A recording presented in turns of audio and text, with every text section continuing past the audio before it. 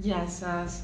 Είμαι η Άννα Καλογερά, είμαι σύμβουλος γονέων και το σημερινό μας θέμα είναι η φαρμακευτική αγωγή κατά την εφηβεία. Είναι ένα θέμα που διάλεξα γιατί αποτελεί ακόμη και στη σημερινή εποχή ταμπού και αυτό που θα ήθελα να δοκιμάσουμε σήμερα, να προσεγγίσουμε, είναι πώς μπορούμε να προετοιμάσουμε ένα παιδί καλύτερα να δεχτεί ότι πρόκειται να πάρει αγωγή και πώς μπορούμε να το στηρίξουμε καλύτερα κατά τη διάρκεια του διαστήματος αυτού και επίσης να δώσουμε στους γονείς, όσους μας ακούνε, είτε έχουν παιδιά στην εφηβεία είτε όχι, γενικότερα να δώσουμε κάποια σημάδια που αποτελούν καμπανάκια για το ότι ένα παιδί θα πρέπει να το παρακολουθήσει η παιδοψυχία του. Θα πρέπει να δούμε λοιπόν λίγο πιο επισταμμένα τι συμβαίνει, τι το προβληματίζει. Λοιπόν, ο πρώτος άξονας λοιπόν είναι, θεωρούμε δεδομένο ότι ένα παιδί παίρνει αγωγή ή έχει προταθεί από τον γιατρό ότι πρέπει να πάρει. Για πολλούς λόγους μπορεί να συμβαίνει αυτό. Μπορεί να υπάρχει κάποια διαταραχή, μπορεί να υπάρχει θέμα ψυχικής διαταραχής ή μπορεί να υπάρχει διατροφική διαταραχή ή δευτερογενείς λόγοι, δηλαδή ένα παιδί το οποίο έχει θέματα υγείας και παρακολουθείται, έχει κάνει επεμβάσεις και γι' αυτό το λόγο δίνουμε και κάποια ακόμη φάρμακα για να το στηρίξουμε. Λοιπόν, δίνουμε κάτι για να στηρίξουμε την ψυχολογία του. Οπότε, να δούμε τι χρειάζεται να κάνουμε. Ένα παιδί που συνήθως είναι στην εφηβεία, γιατί κυρίως μιλάμε για παιδιά που είναι από 11-12 χρονών και μετά, έχει ανάγκη να ακούσει με ειλικρίνεια τι είναι αυτό που συμβαίνει. Παρά το γεγονός ότι εμείς ενήλικοι πιστεύουμε ότι καλό είναι να αποσκοπήσουμε πράγματα ή να μην μιλήσουμε σε ένα παιδί για αυτό που του συμβαίνει, οι νέες έρευνες μας λένε ότι όσο καλύτερα είναι προετοιμασμένο το ίδιο, όσο περισσότερο είμαστε ανοιχτοί στο να εξηγήσουμε στο παιδί ποιες είναι οι συνέπειες, ποιοι είναι οι λόγοι για τους οποίους έχουμε μπει σε διαδικασία αγωγής, τόσο πιο ομαλή θα είναι και η θεραπεία. Δηλαδή θα συνεργαστεί και εκείνο καλύτερα και ο τρόπος με τον οποίο σκέφτεται ή αισθάνεται για το θέμα της αγωγής γενικότερα θα μας δώσει το καλύτερο αποτέλεσμα όσο πιο θετικός είναι αυτός. Άρα, προετοιμάζουμε ένα παιδί, μιλάμε με ειλικρίνεια, εξηγούμε τι είναι αυτό που ο γιατρός έχει εντοπίσει, για ποιο λόγο χρειάζεται να υποστηριχθεί, ποιες θα είναι οι συνέπειες αν δεν το κάνει, όσο πιο απαλά γίνεται. Γιατί ένα παιδί δεν χρειάζεται να ξέρει όλη την αλήθεια που μπορεί να το τρομάξει, να το τρομοκρατήσει. Δεν θέλουμε να το τρομοκρατήσουμε, θέλουμε να το έχουμε σύμμαχό μας σε αυτή τη διαδικασία, να καταλάβει ότι είναι για εκείνο. Αφού λοιπόν είδαμε τώρα ότι χρειάζεται περισσότερη ειλικρίνεια και φυσικά να πετάξουμε από πάνω μας αυτά τα οποία μας εμποδίζουν να δεχτούμε βοήθεια, δηλαδή πεποιθήσεις όπως ότι ένα παιδί θα το κάνει αυτό για όλη τη διάρκεια της ζωής του.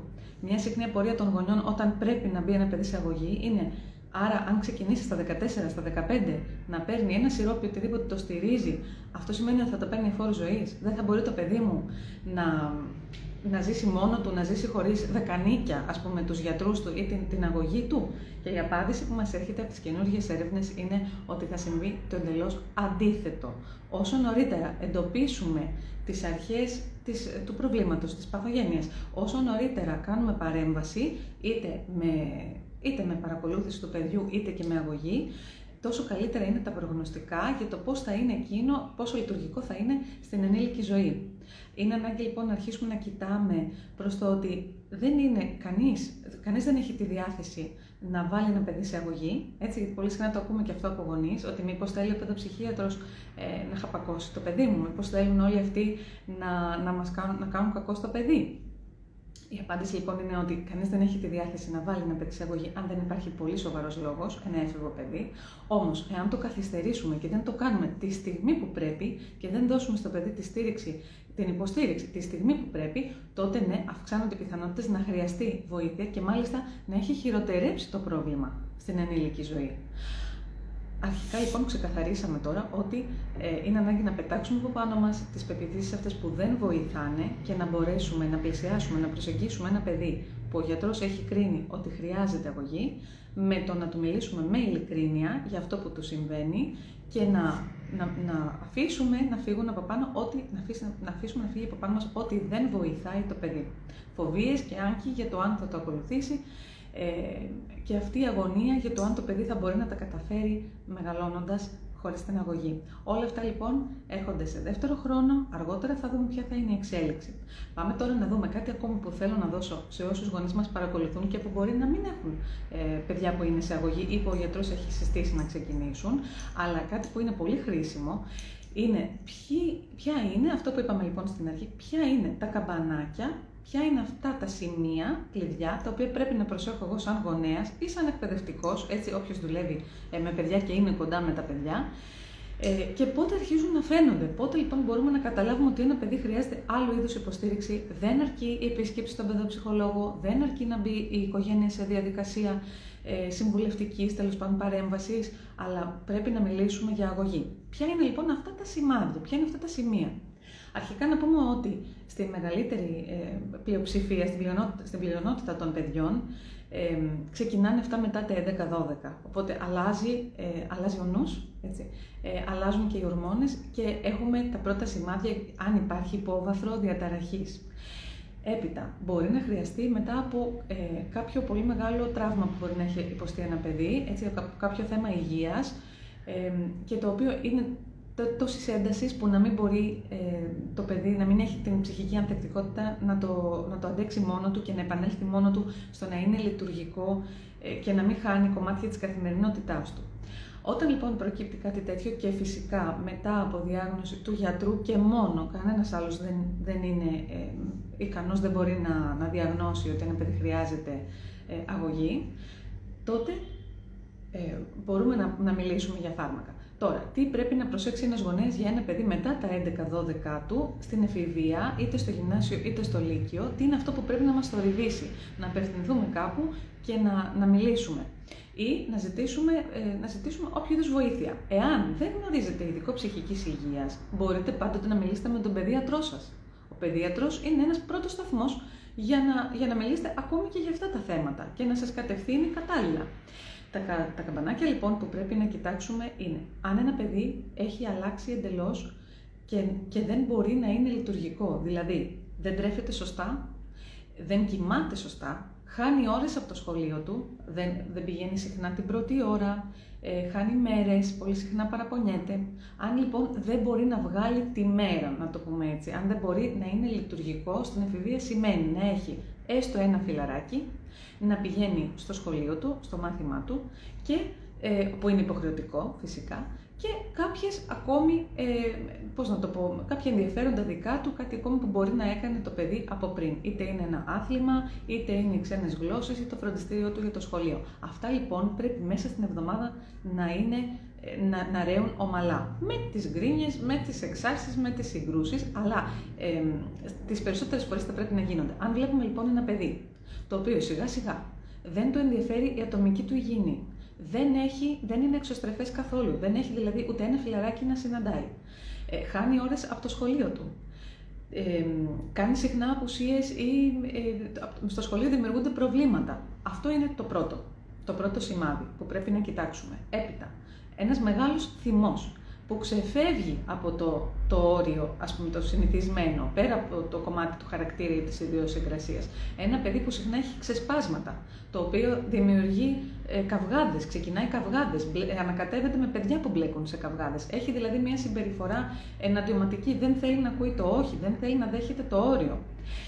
Τρίτο σημάδι, η παραβατικότητα. Τι εννοώ με παραβατικότητα? Ένα παιδί που δεν δέχεται τους κανόνες, αλλά δεν είναι απλά συγκρουσιακή η σχέση του μαζί μας, δηλαδή να φωνάζει ή να γκρινιάζει για να το ακολουθήσει ή να μην δέχεται να πάει στο μάθημά του, αλλά σπάει κανόνες. Μπορεί να κάνει φυγές από το σπίτι και να ξέρετε είναι πάρα πολύ συχνό φαινόμενο, ειδικά σε πόλεις που τα παιδιά έχουν πρόσβαση σε μέσα μεταφοράς, σε μέσα μαζικής μεταφοράς.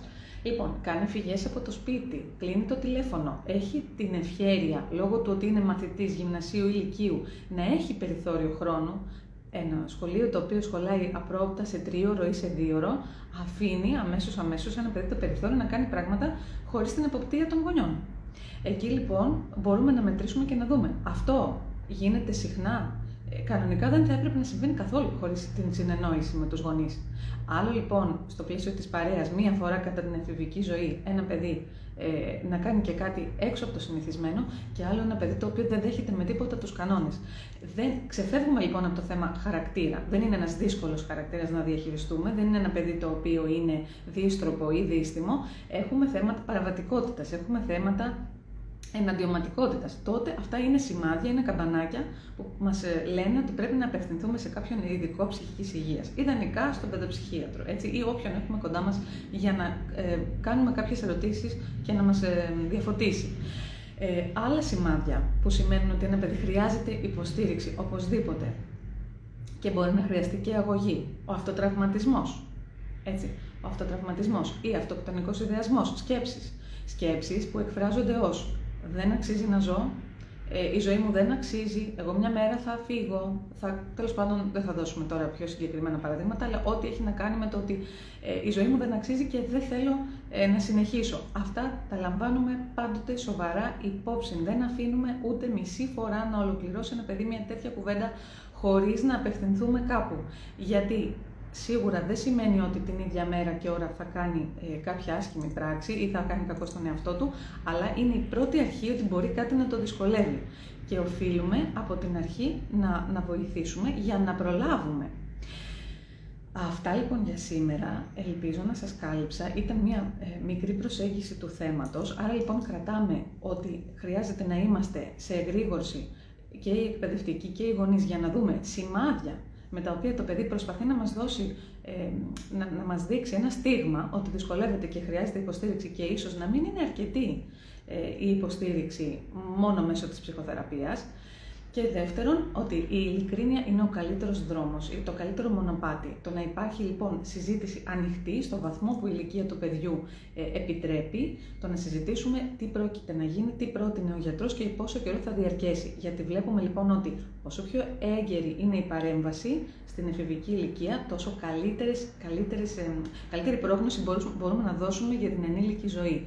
Και δεύτερον, όσο πιο συνεργάσιμο παιδί έχουμε, όσο πιο θετικά πρόσκειται το παιδί στο να πάρει αγωγή, τόσο καλύτερα θα είναι τα αποτελέσματα, τόσο λιγότερες θα είναι οι παρενέργειες από την αγωγή του και φυσικά θα φτάσουμε στο στόχο, δηλαδή να παραδώσουμε ένα παιδί μετά από ένα μικρό διάστημα να είναι πλήρως λειτουργικό και να μην το απασχολήσουν ξανά τέτοιου είδους θέματα. Σας ευχαριστώ πολύ για την παρακολούθηση. Γεια σας.